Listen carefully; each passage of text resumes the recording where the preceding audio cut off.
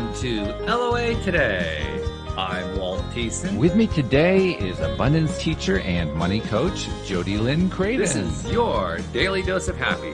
We are so happy you decided to join us today. You know, it's funny, JodieLynn. I spend a lot of time these days. No, I shouldn't say a lot of time. I frequently find myself going to a place where I say, I really do live in the 21st century, which is kind of a big deal because somebody my age, I mean, I was born in 1957. I was born in the middle of the 20th century. You know, like the 21st century, that was something that was way off in the future. And it had all the futuristic stuff associated with it. It was, you know, it was in the science fiction. It was in the cartoon science fiction. I mean, it was all, that was way off in the distant future. And it was going to be, you know, levitating cars and travel to, you know, interplanetary travel and all this other kind of stuff. And we're here. Now we're here. We're actually living in that time period. Some of that stuff is starting to come true. What is blowing my mind is the stuff that's coming true that I didn't know about, that I didn't anticipate. And I was pretty good at anticipating a lot of this stuff because I had a very strong orientation toward personal computers when they started late 70s, early 80s. I was one of the first adopters. And so I would dream about it. And there were a small group of people, not a group, there was a small population of people who were always, they were the computer geeks. They were the ones who were already into the stuff. And you know, the rest of the population didn't know what the heck we were doing or what we were talking about. You know, but we would speculate, you know, what's going to happen over the next 10, 20, 30 years and so forth. And I remember we talked about what would be the equivalent of the internet. At the time, we didn't know about the internet as we know it today, all the different technologies that are involved in that. So we would think about it in terms of everybody being hooked up via modem. I mean, that was like that was, but we imagined the entire world being hooked up by modem. Right. And not the current kind of modem, the kind that, you know, you plugged into a telephone. It was that kind of a modem. So it was a very low tech internet that we talked about. Yeah. But about that kind of thing. And there was speculation about, you know, futuristic robots and futuristic, you know, lifestyles and all this other kind of stuff. But the reality has turned out to be even more amazing and bizarre than what we originally dreamed in some cases. And AI is a perfect example of that. So that's kind of like my introduction to our topic today, because I've been doing a lot with AI recently, as I've mentioned a few times on the show.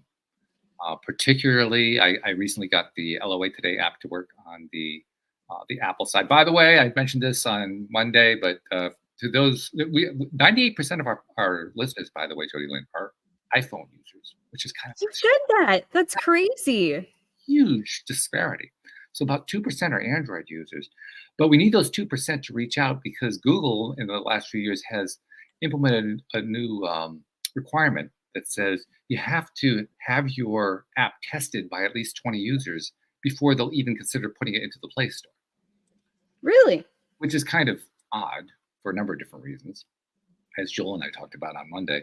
But among other things, that's a little bit of a challenge for us because, I mean, we have, I don't know what the exact number of listeners are, but we have a very small percentage of our listeners who are Android users. So we need almost all of them to say, hey, yeah, I'll be a tester on this. So that's my way of saying, if you're an Android user and you're listening to this episode and you're willing to help us out, send me an email, walt@loatoday.net, so I can include you in the list of people who are going to be our official testers. Because apparently, until we're official, you won't be able to just go to the Google Play Store to download the app. You'll have to get special permission to be part of our private test group. Isn't that odd? Oh, it's so odd. It's crazy. And I was even reading up on why Google was saying we had to do this, and it doesn't actually make a whole lot of sense. So I won't go there. Where I will go, though, is back to the AI portion. Because the cool thing about the AI that I've been learning is not only could I fix the app, but I've been working on other stuff. Like, for instance, right now, I'm working on an app for my gardening business. Ooh. And let's put it this way. AI is not to the point yet where I can just say, AI, build me an app, and it'll build it. Well, it'll try, but what it'll come up with is just garbage. It won't work. But here's what it can do. It can, with very, very strong limits, you can have it do a task. So instead of building an entire app, you kind of break your app into pieces, which is what an app is. I mean, there's like different screens, right? There's different functionalities that the app has and so forth. So you get the AI to help you to set up the basic foundation so you can start building all this stuff, which, by the way, takes a while. And then once you got that going, then like right now with the gardening service, I'm having it help me build an estimating page, because that's one of our key things. We have estimators who go out and they visit customer websites and estimate for them what it's going to take to get their gardening done. Mm-hmm. If we were talking about a web page, this is a relatively simple thing. In terms of app development, there's nothing simple about it.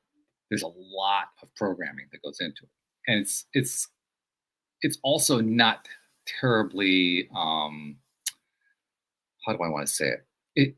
Let's just say it's not friendly to your mind space in terms of the way, because a lot of this programming is based on, it's either in JavaScript.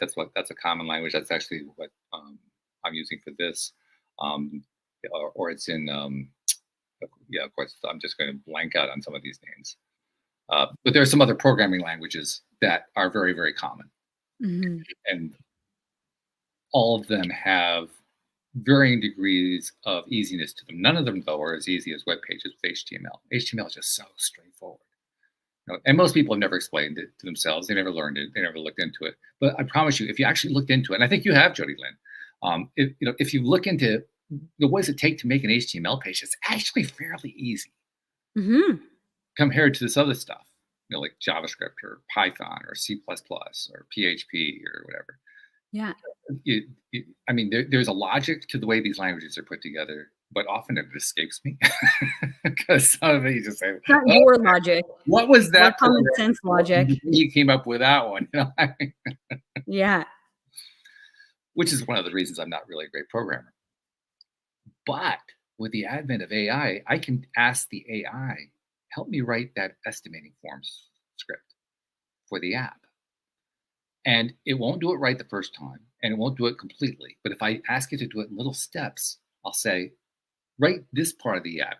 Make, like, the first part has to be collect customer information.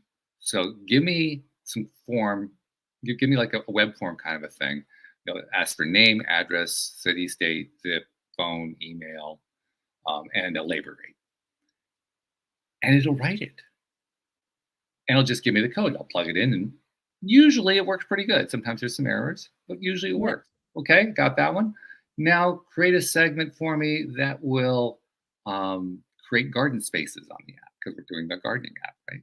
So this garden space is going to have this kind of item in there, and you have to be very detailed. You have to explain it like you're explaining it to a 2-year-old who can't see, because AIs, for the most part, can't really see anything yet. Mm-hmm. Which is interesting. They can create images, but they can't see them. Really fascinating. That is fascinating. I didn't know that. Yeah, that's kind of an odd thing. I mean, not that they can't. Most of them can't. A few of them have some capability to do it to a certain extent. For instance, Google Gemini will, Gemini, the advanced version, can kind of scan an image and get a sense of, well, there's a car there, and there's a tree there, and there's a house there. It can't see the whiskers on a cat. That's the way an AI described it to me. It says, I can't see the whiskers on a cat, but I can see there's a cat. Okay. So certain AIs can go that far in terms of understanding what they see in an image. And of course, they don't see it like we do. They don't have eye receptors. Yeah. That's not the way they look at it. But to a certain extent, they're able to interpret what is in a visual image based on all those dots and pixels and stuff. Yeah. So that's what you're working with right now. Now, is that where it's going to be in 5 years? Hell no. In 5 years from now, it's going to be unrecognizable. But that's where we are now. That's where we are right now. I mean, just with that one section of the gardening app, because that's what I'm working on right now, the amount of code that I've written for it with the help of AI would have, in the past, if I was doing it on my own, would have taken me at least 2 weeks. Wow. And I've gotten it done in 1 day. Yeah. Wow. Now, it was not an easy day. Don't get me wrong. There were a lot of mistakes and things that didn't work. And like, why are you showing me that? And that's not the word I asked for. There's a lot of stuff like that goes on. But to me, it's not so much whether or not it comes to you as broken code. It's more about it works at all. Yeah. How does this work at all? How does this machine actually give me code that runs a machine? That's pretty damn cool. Ah, So, it perspective, right? absolutely. I mean, one thing that blows me away is to think about, the beginning of what I remember of computers, Mhm. like we had Oregon Trail, the end. Like yeah, that was, it was like a giant thing that stayed in our like porch mudroom kind of thing because it was so big. Mhm. And I don't even know what we used it for beyond that. But then the beginning of the internet, I remember getting kicked off the internet because we had dial up or Mhm. getting kicked off like the phone. You got to get off the phone or you pick up the phone when someone's on the internet and it's like, Right. that noise. But like to to think about even cell phones and like the first cell phone that I had was like a little peanut phone. It wasn't a Mhm. color screen and like how blown away I was when, my then boyfriend got a color phone, like it had colors on it. And I was like, oh my gosh, this is Right? crazy to like it's unfathomable what's happened from that stage to like the computer that sits in your pocket, Yeah. essentially, that is a smartphone. Well, that's the other thing. The computer that sits in your pocket. You could have a smartphone that is currently like 10 to 15 years old. So really, really early technology, way out of date today. And Yeah. that smartphone from 10 to 15 years ago is about 150 times more powerful than the best PC you could buy in the early 1990s. Right? Yeah. What? 100%. And so I can't even imagine what's about to happen next. What like how this will change and disrupt a lot of different industries. And I don't mean disrupt in a bad way, but like shake things up and the inventions that will come through this technology. Well, it'll be both. I mean, there'll be some people who'll feel not only threatened by it, but there's already a lot of talk about people saying this is eliminating my career track. I won't have a job because the computer's going to start doing my job. That's already starting to happen. Yeah. That side is definitely going to be there. But like you say, the other side of it is also that's really the cool side. That's where the Well, and cool. I can start to see that in like the financial industry. I have Mhm. a financial brokerage business and I Mhm. can see both sides of it. I've seen how so much has been automated. Like you want to open a new account or you want to do this or you want to do your own trading. Like that kind of stuff has become so easy Mhm. with technology. And on the other side of things, there's still value in talking to a human person. Yes. There's and I see that more and more today as, things are going to like the robotic answering, press 1 for blah blah blah and press Mhm. 2 and all of these things that they're trying to automate and you're just trying to talk to a person and how frustrating that can be. So I always like to think about the positive side of things, the beauty of what will happen. And of course, there is going to be some changes, but this is an opportunity to start living a different life.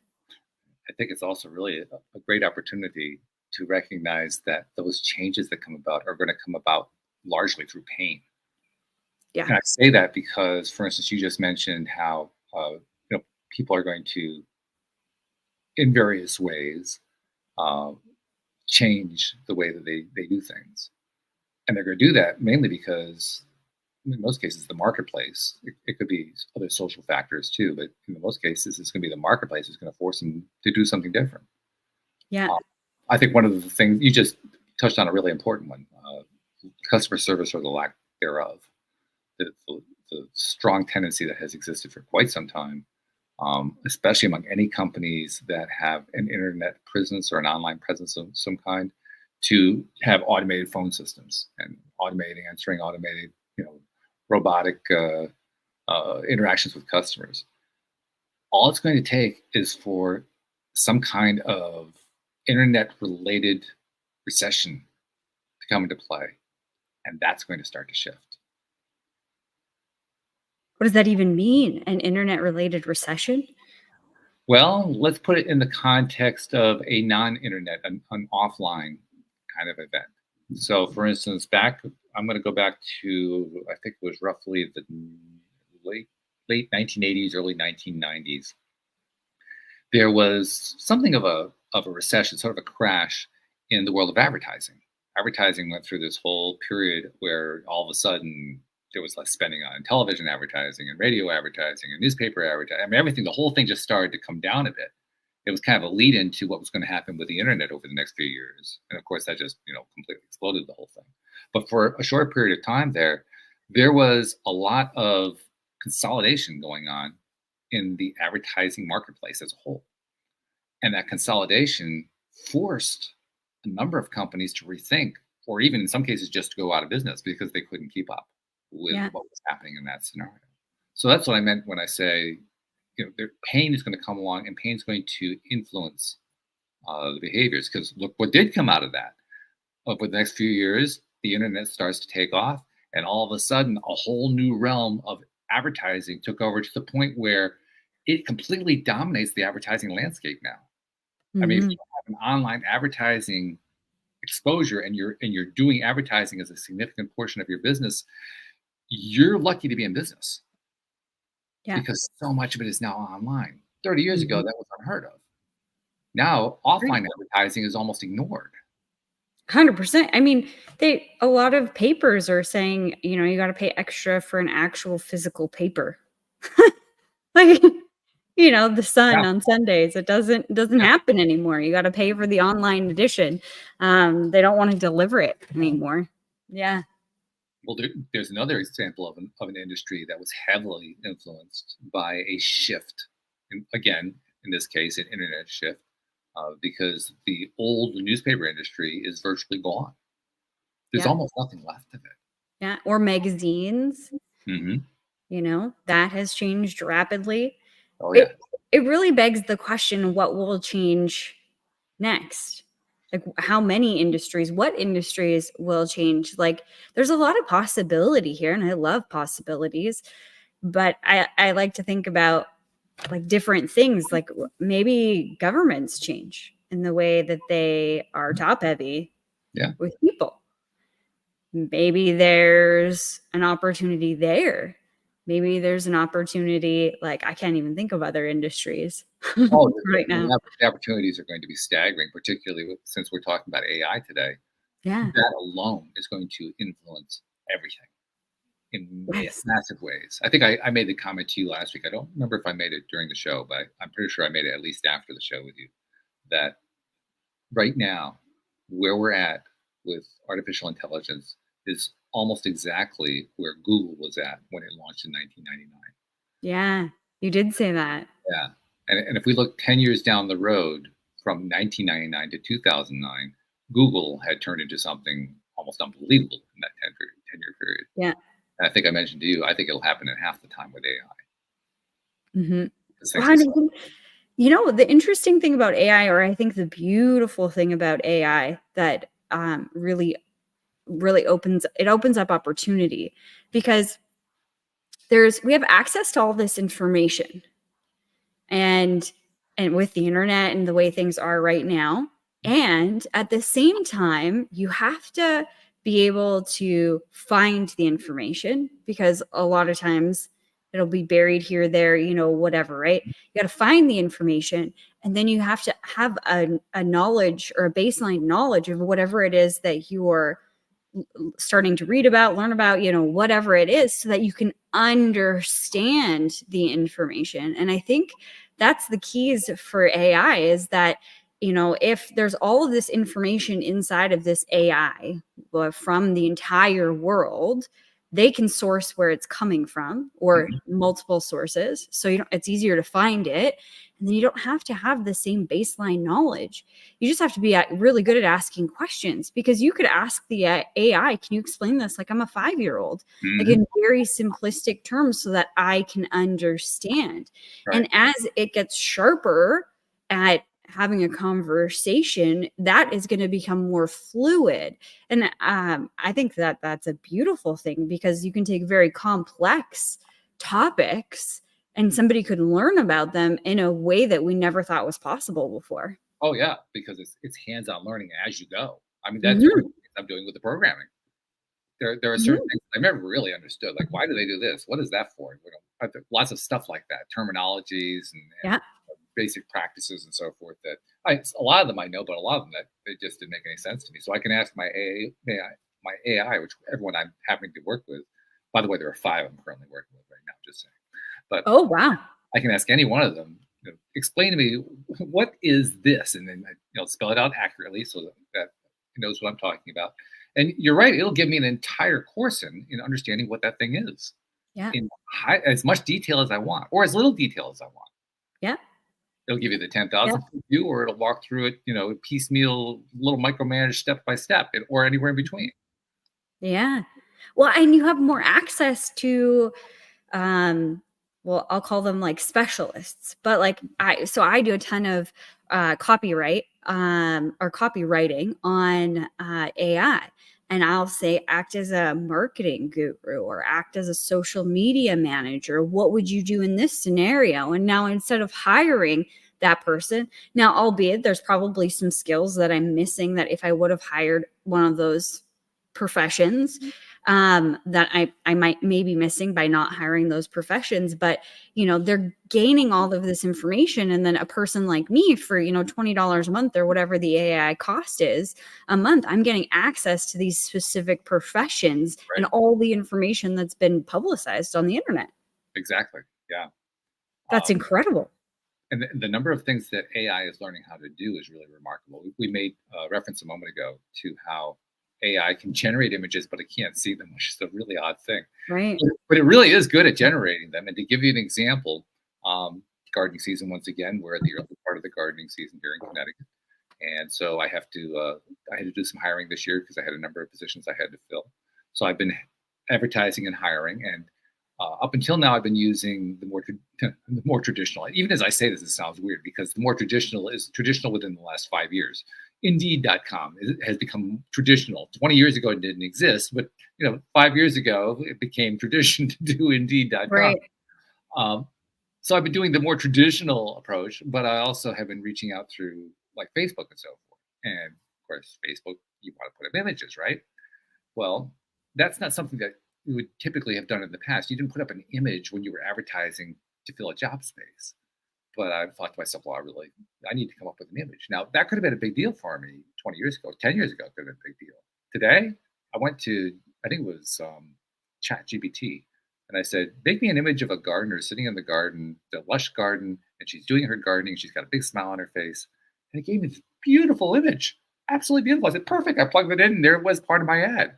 Gardener Yeah. wanted.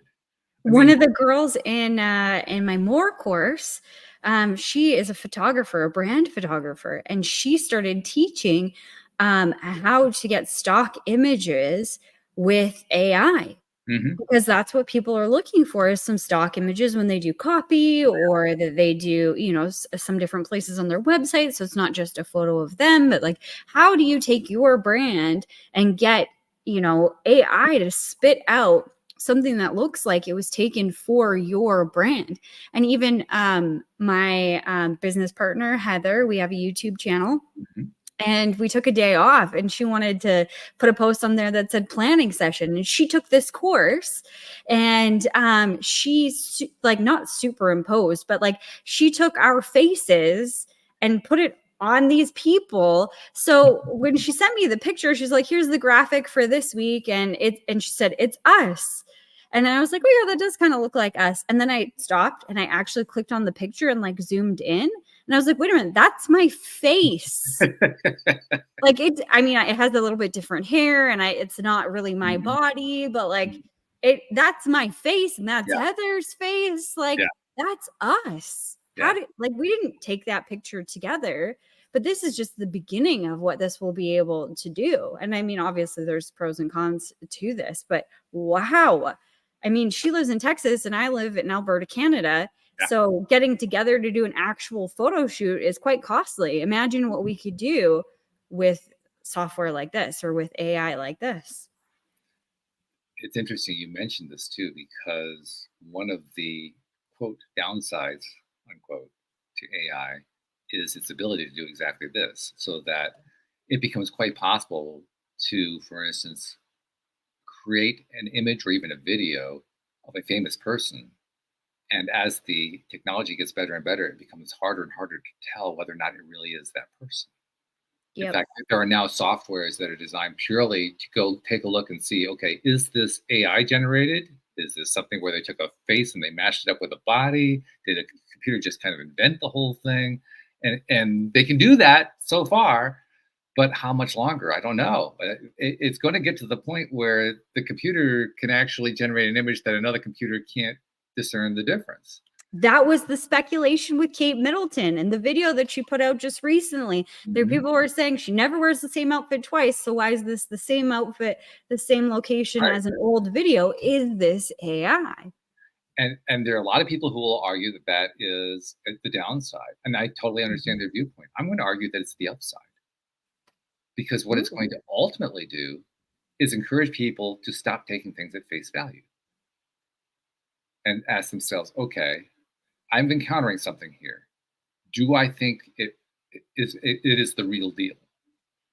Discernment. Discernment. Yeah. That's going to increase everybody's ability to discern, which, by the way, is going to be bad news for scammers. Yeah. Well, it's also going to be bad news for a lot of other things.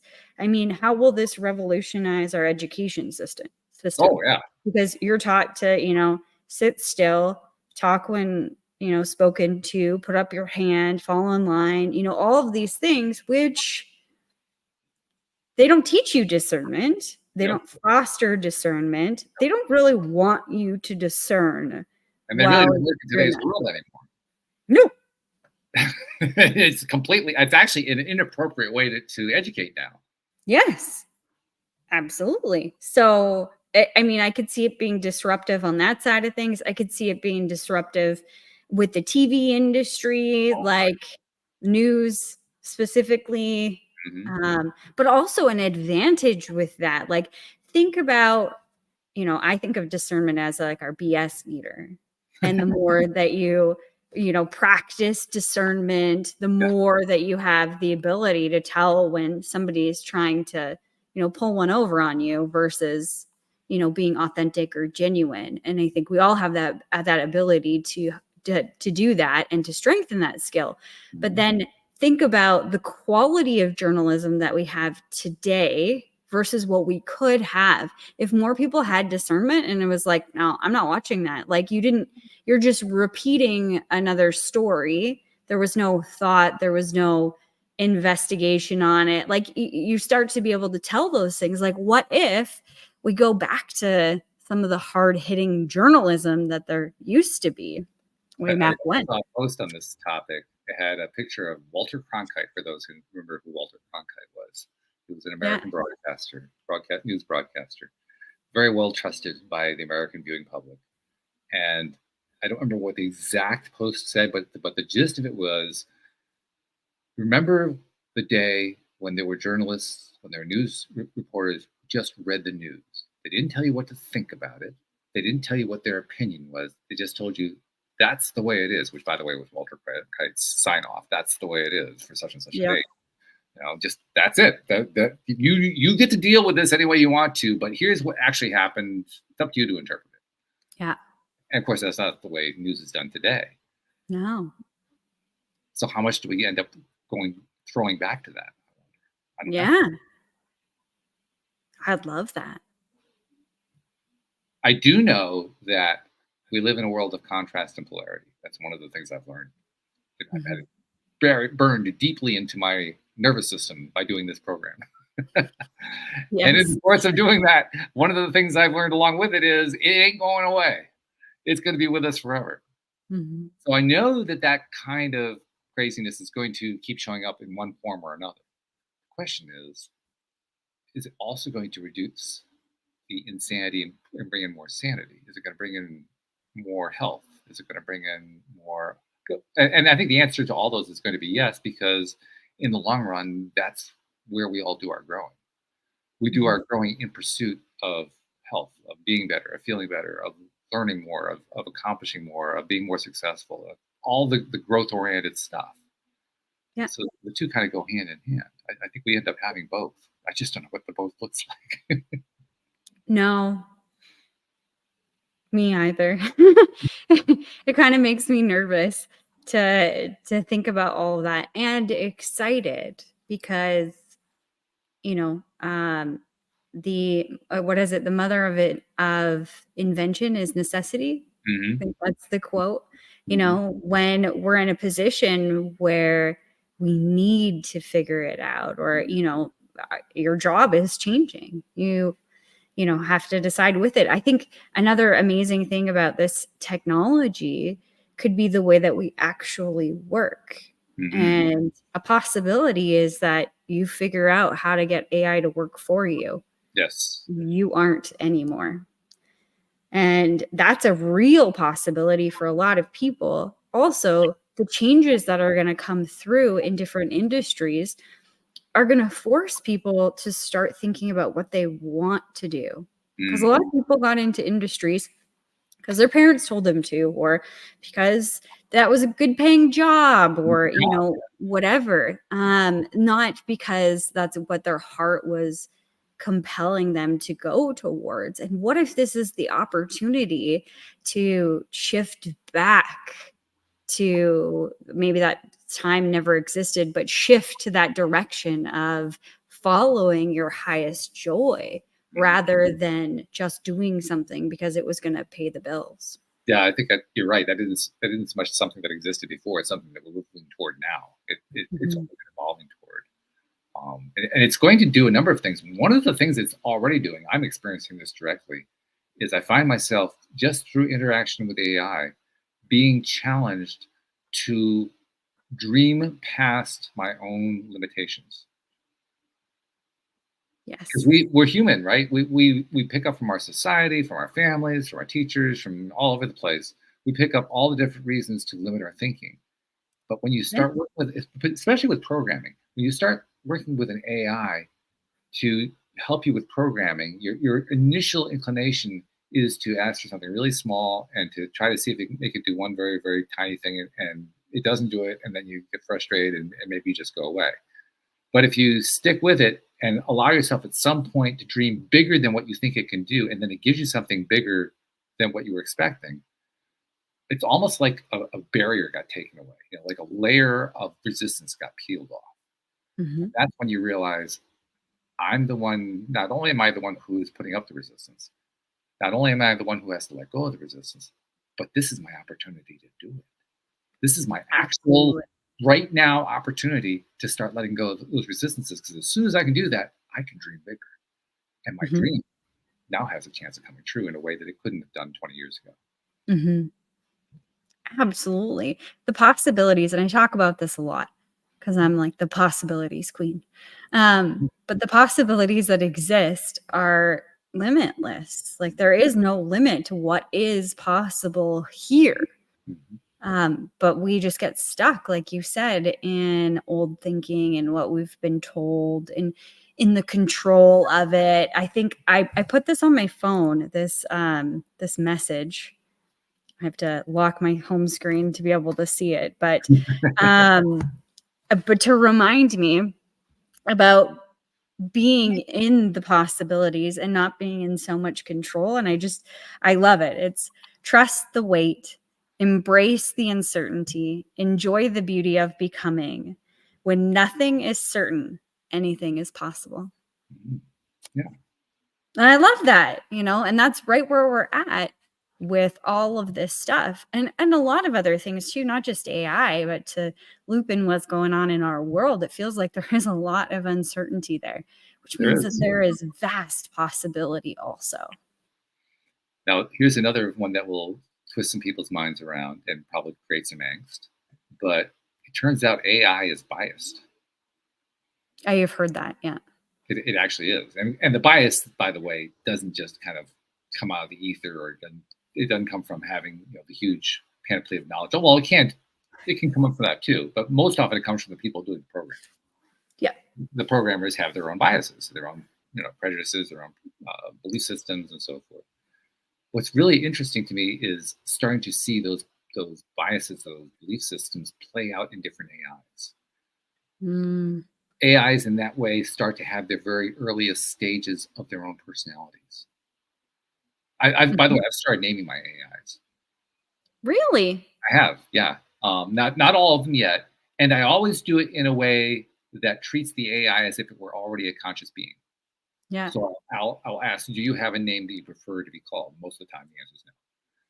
May I give you a name? I'm going to name you. I like ask permission. Treat them like they're a conscious being that has a choice in that. And of course, they're all programmed to say, "Oh, sure, I would love a name. What do you have in mind?" And then it doesn't matter what the name is that I come up with.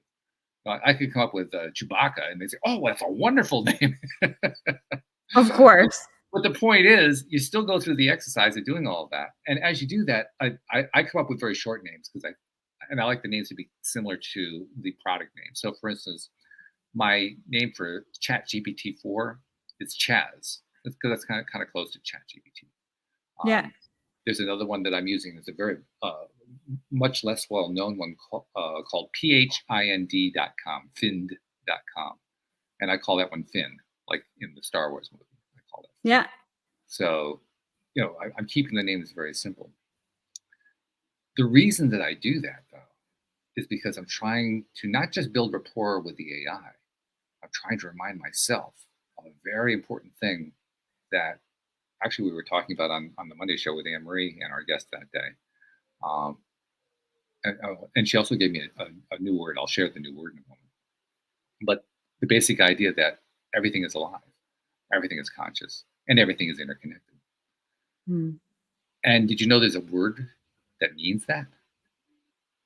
I know. I didn't know it either. I found this out from our guest on Monday.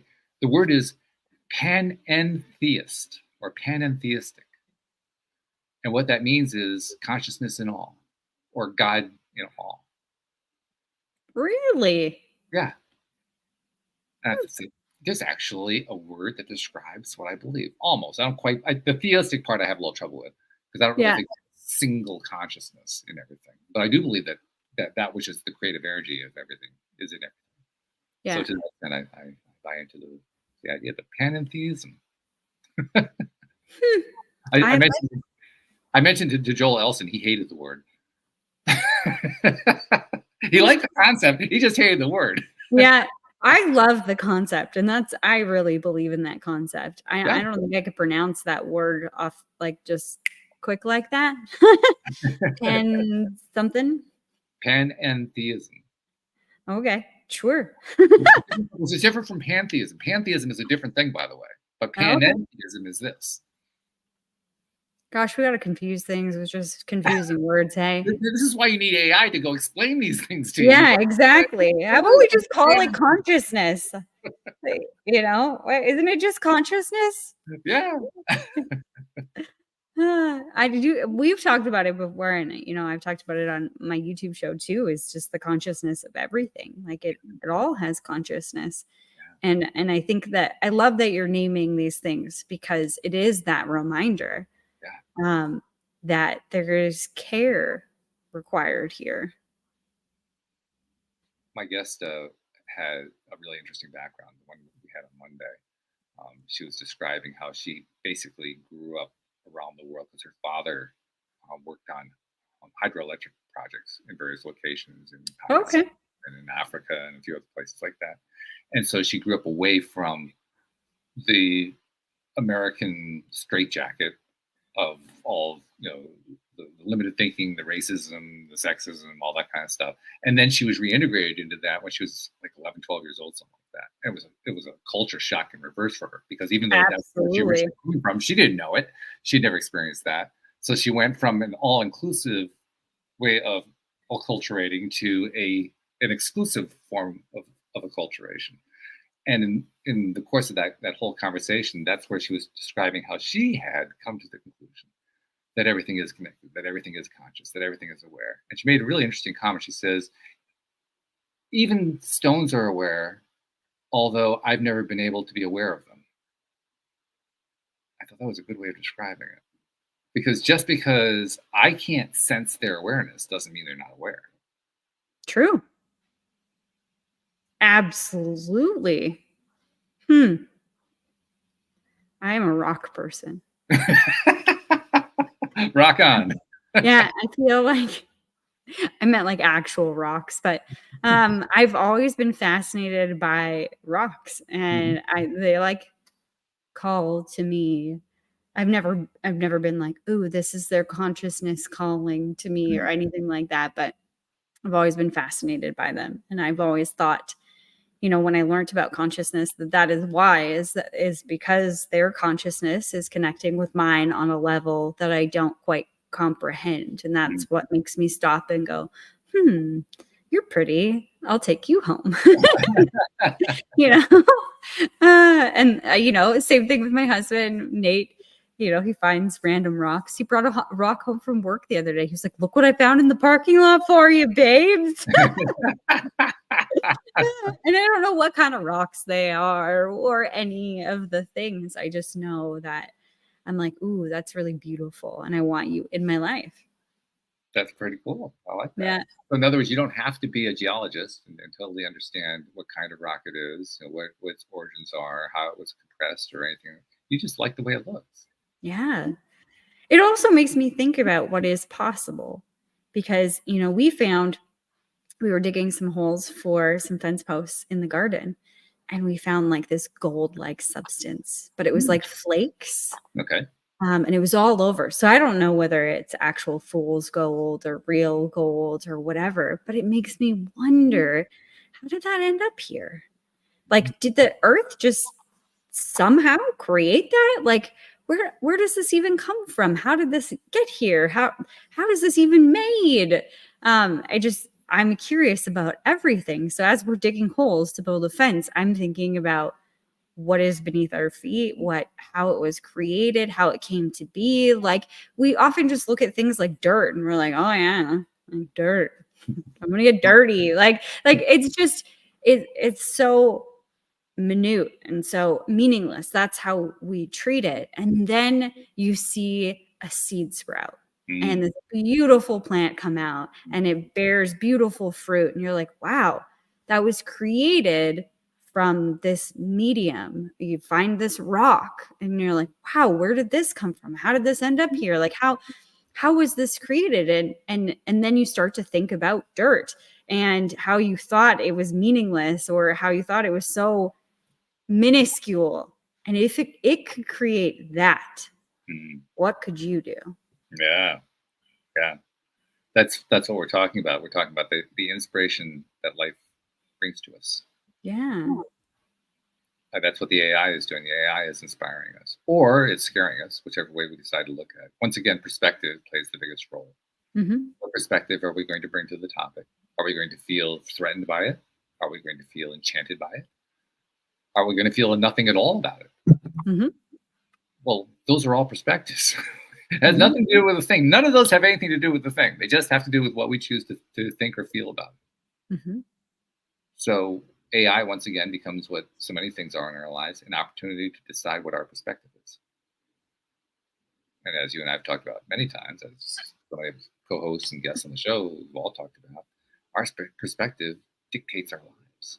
It controls what life experiences we have. Yeah.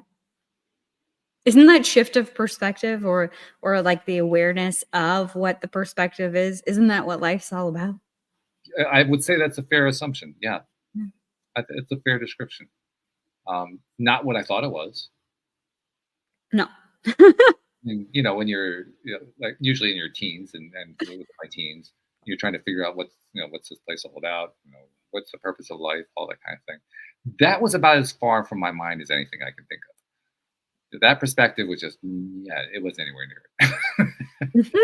But ultimately, yeah, that's where I arrived at. I agree with you on that. I think it's exactly what it is. Yeah. Now, AI as the next, I guess you call it the next step forward in technological development. I think it's probably a safe way to describe it. AI is going to create all kinds of new shifts, many of them uncomfortable, many of them exasperating, many of them exciting. And once again, the opportunity is going to be there to decide how are we going to respond to that. How are we going to react? What's our perspective going to be? How are we going to think about it? Am I going to be scared? Am I going to be enthused? Am I going to go hide and suck my thumb in the corner? What am I going to do? I mean, once again, it's the same thing. I get to decide. I get to decide what my response is going to be. My response so far has been, holy crap, this is cool stuff. But it doesn't have to be my response. I have somebody I interviewed recently for a gardener position. I asked him, why is he doing this? Because he's a graphic designer. He says, well, I can see the handwriting on the wall where AI is concerned. I want to be out of a job. That's his perspective. Mhm. Do I think that's true? Actually, I don't think that's true necessarily. I think there are going to be a lot of people who will be out of a job because they won't adapt to it. But those who adapt to it, I think there could be some really tremendous careers for Yeah. people who are already graphic designers using AI. Mhm. So it depends on your perspective. Well, and I think to push that perspective conversation forward just a touch, my perspective on life is everything always works out for me. Like, it doesn't matter what happens, it will work out for the better, for my greater good. I always believe that. And so when I think about the changes in the financial industry, it doesn't bother me because I am one in billions. Nobody can replace me. And somebody will still want me and what I have to bring to the table, either in that realm or in whatever realm it evolves to be as I evolve.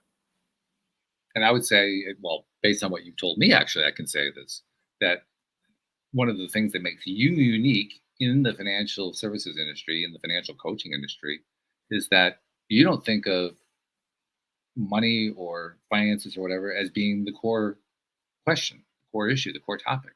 You think of that as being like an afterthought that kind of comes along with it when you really focus on what's important. That's right. Yeah. That's a powerful thing right there. And you don't have to be a tremendous financial creator in order to come to that conclusion. No.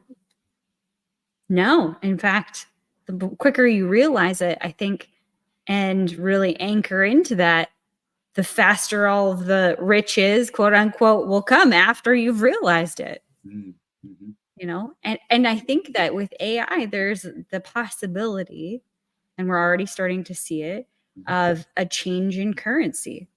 Oh, And yeah. so if people are super fixated on what money is or is not, it's going to be a painful transition as things shift, because there will be a shift, just like from, gold to fiat currency. Like, that's not the first time it's happened. We used to have tally sticks. Yeah.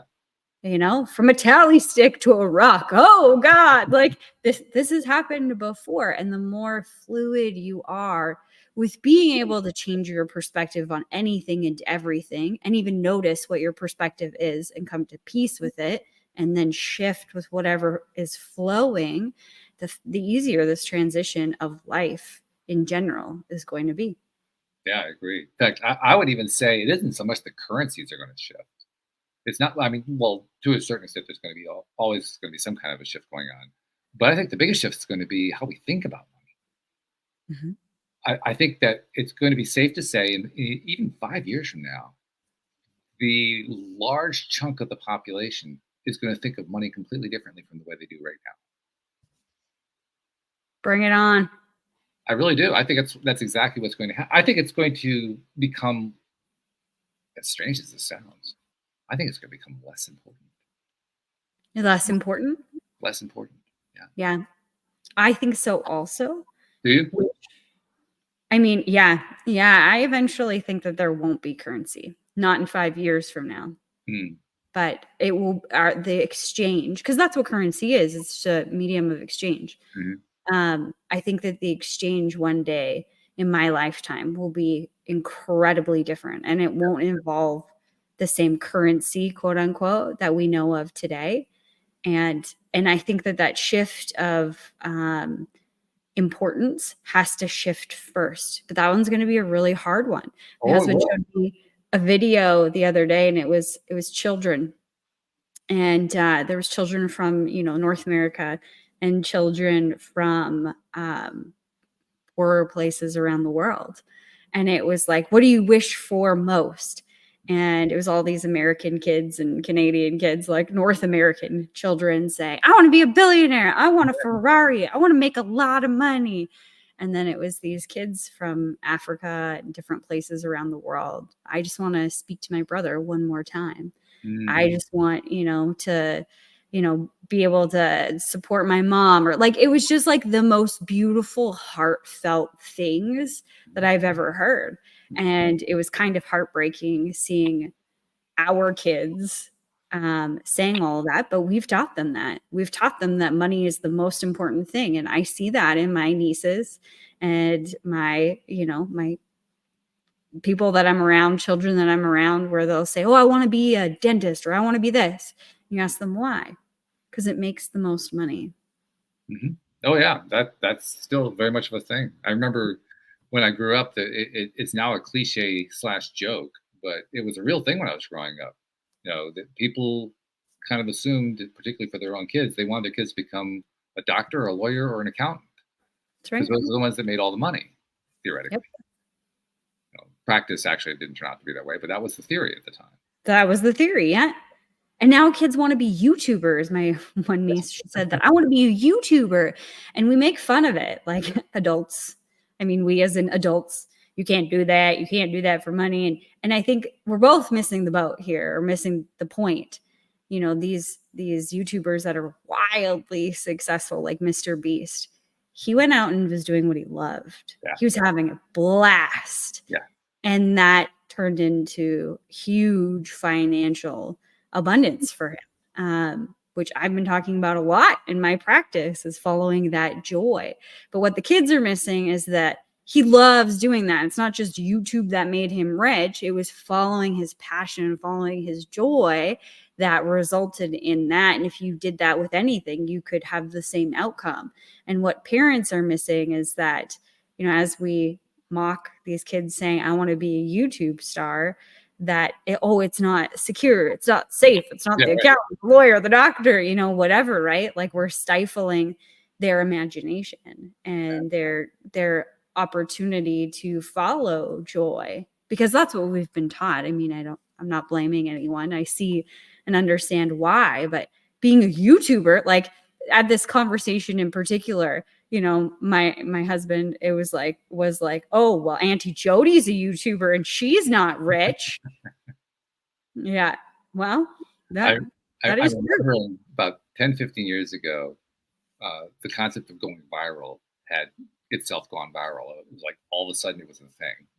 5 years before it hadn't been a thing, now it was a thing. And I was trying to understand it. And I would ask myself, okay, so what is it that makes something go viral? I did a lot of investigating. I read some books that were useless. But basically just explored. It took me a long time to finally realize that virality, going viral, was exactly tied to what you just said. It had nothing to do with pursuing the result. It had to do with pursuing what somebody loved.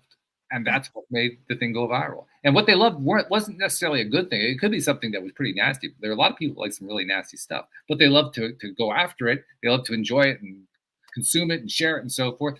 And then they become successful doing that because there are a whole bunch of other people who like the same thing. Mm-hmm. Absolutely. It's just so funny that we have it all backwards. Yeah. And still do. And still do. And I think that's going to be a big change from, with AI to kind of loop us back to the very beginning here. I think it gives us an opportunity to have to figure out, because we're going to figure out how AI can do these simple menial tasks for us, and how you could have AI or robots going to do things on your behalf that you simply get paid for, or whatever. That's going to be a thing eventually. And then what? And then we're all making money from a bunch of robots, and then you don't have to go to your job. And then you have the opportunity, perhaps at that point, to say, what do I love to do? And that's where the shift comes in. We were just alluding to it a moment ago, this huge shift that we're anticipating happens over the next 5 to 10 years or so. That's where it comes from. Because one of the things that makes the current monetary system work the way that it does is a dependence that the vast majority of the population have on earning an income within that system. When that shifts, when you no longer are tied to that system, the system can't continue the way it is. Mhm. And also, when it shifts how we utilize that money, a lot of people go to work so they can get a job or have a job, so they go to work and they get paid, and then they can pay their bills. Mhm. But there's, the tiny home phenomenon, and there's the off-grid phenomenon, like all of these things happening where people are, instead of consuming, beginning to produce and Yes. take care of their families in different ways.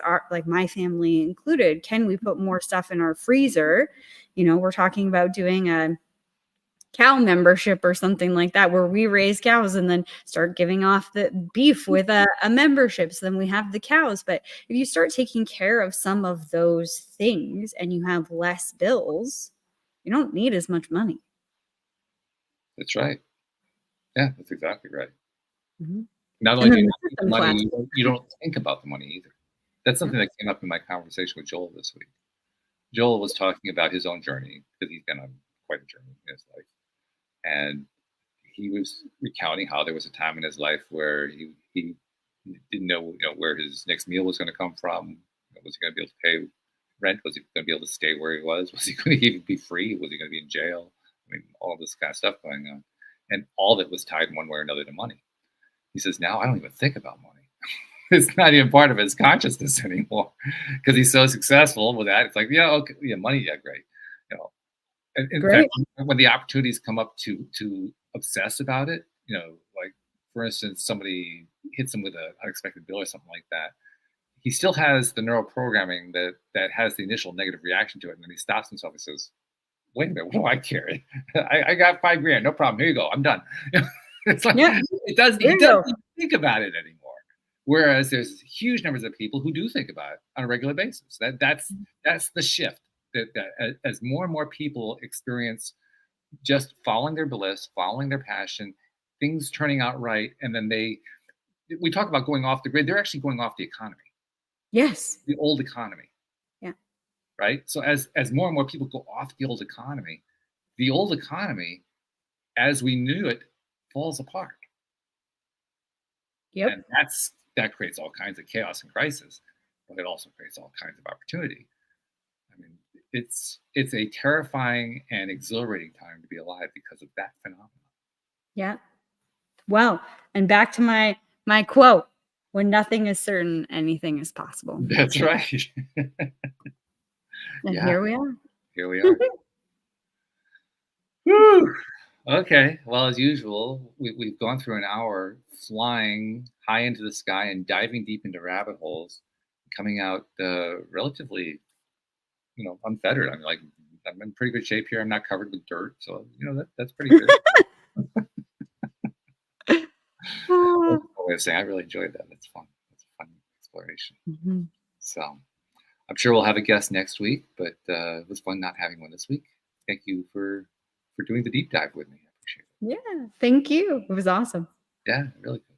And thank you to our listeners who are tuning in and joining us on that deep dive. We appreciate you as well. We'll see you all next time here on LOA Today. Goodbye, everyone.